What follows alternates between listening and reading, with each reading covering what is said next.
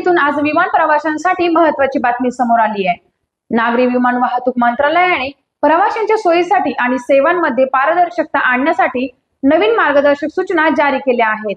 या सूचना नागरी विमान वाहतूक महासंचालनालयाच्या माध्यमातून लागू करण्यात येणार आहे।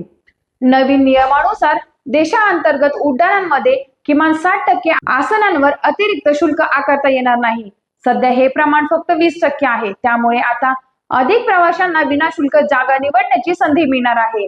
याशिवाय एकाच PNR वर प्रवास करणाऱ्या प्रवाशांना शक्यतो एकत्रित आसन देण्याचे निर्देश विमान कंपन्यांना देण्यात आले आहेत। यामुळे कुटुंबासह प्रवास करणाऱ्यांना मोठा दिलासा मिळणार आहे।